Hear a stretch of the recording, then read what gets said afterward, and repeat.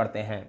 प्रश्न संख्या 5 है, त्रिज्या 21 सेंटीमीटर वाले वृत्त का एक चाप केंद्र पर 60 डिग्री कोण अंतरित करता है, ज्ञात कीजिए। नंबर 1 चाप की लंबाई, नंबर 2 चाप द्वारा बनाए गए त्रिज्याखंड का क्षेत्रफल, नंबर 3 संगत जीवा द्वारा बनाए गए वृत्तखंड का क्षेत्रफल।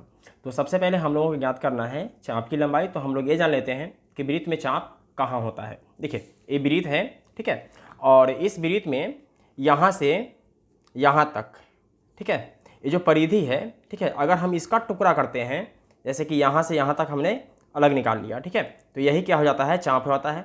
जरूरी नहीं कि यहीं पे, ठीक है, आप कहीं भी निकाल सकते हैं, जैसे यहाँ से यहाँ तक, ठीक है, तो ये क्या कहलाएगा, ये चाप कहलाएगा, ठीक है।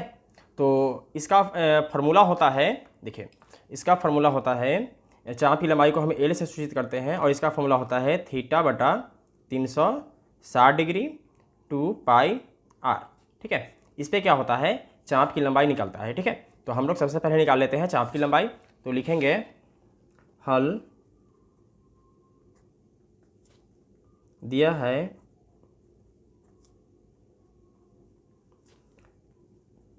त्रिज्या यानी कि आर बराबर कितना है, तो ये है 21 सेंटीमीटर, तो 21 सेंटीमीटर, ओके। इसके बाद थीटा कितना है, तो 60 डिग्री है, तो 60 डिग्री, और हम लोग पहला वाला निकाल रहे हैं चाप की लंबाई। तो पहला चाप की लंबाई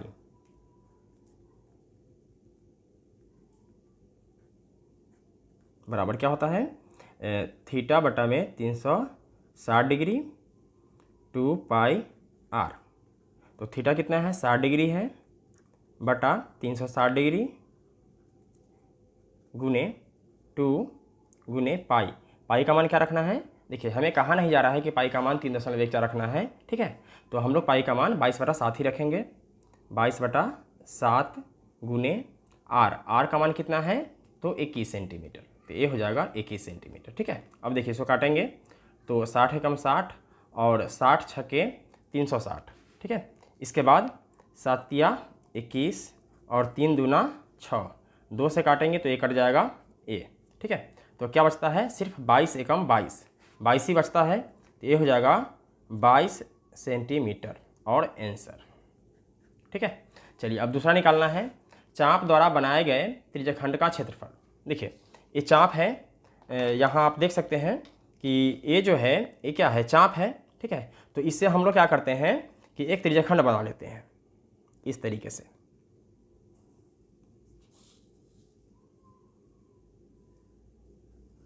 इस तरीके से, और ये हमने त्रिज्याखंड बना लिया, ठीक है।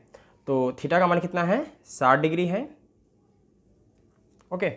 और हमें क्या करना है कि इस त्रिज्याखंड का क्षेत्रफल ज्ञात करना है, ठीक है। तो नंबर 2 चाप द्वारा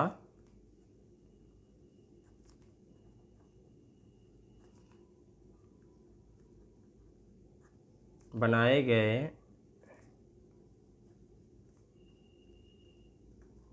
त्रिज्याखंड का क्षेत्रफल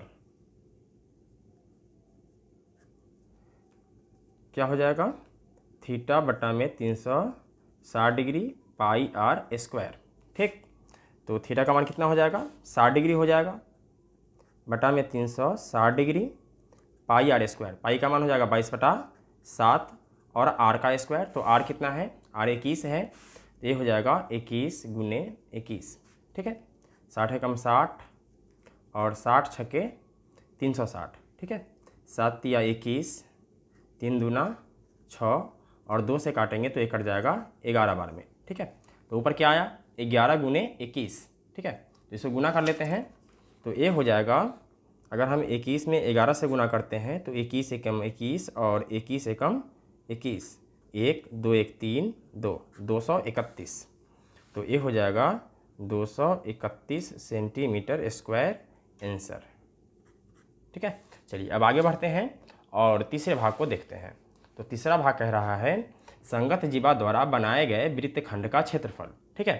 तो अब हमें यहाँ ये समझना है कि संगत जीवा द्वारा बनाए गए वृत्तखंड का क्षेत्रफल कैसे निकलेगा, ठीक है।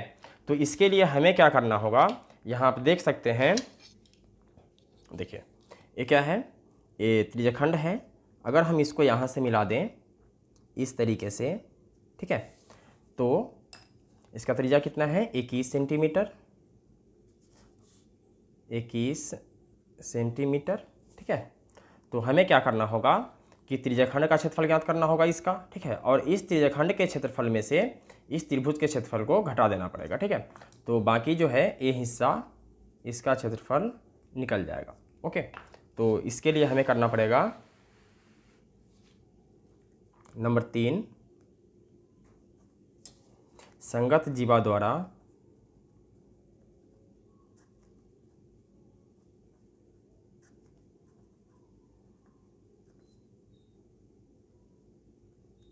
बनाए गए वृत्तखंड का क्षेत्रफल बराबर क्या हो जाएगा, तो त्रिज्यखंड का क्षेत्रफल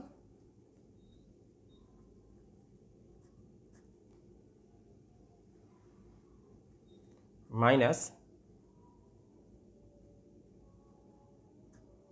समबाहु त्रिभुज का क्षेत्रफल, ठीक है। और ये समबाहु त्रिभुज इसलिए है क्योंकि यहाँ कितने डिग्री का कोण है, 60 डिग्री का कोण है, ठीक है। तो अगर हम निकाल भी लेते हैं, मान लो कि अगर आप कहोगे सर ये तो 60 नहीं है, ठीक है, कोई दिक्कत नहीं है, अगर हम इस दोनों कोणों को निकालते हैं तो 60-60 ही निकलेगा ये, ठीक है।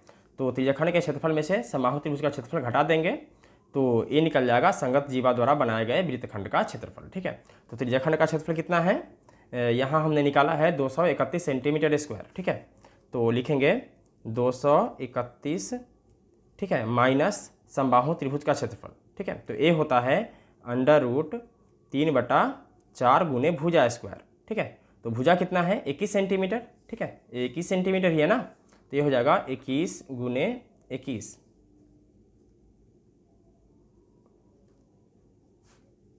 तो 231 माइनस, अगर हम गुना करें 21 में 21 से तो ये हो जाता है 441, और इसमें अगर हम √3 से गुना करेंगे तो ये हो जाएगा 441 √3/4 सेंटीमीटर स्क्वायर, और यही क्या हो जाएगा, आंसर हो जाएगा।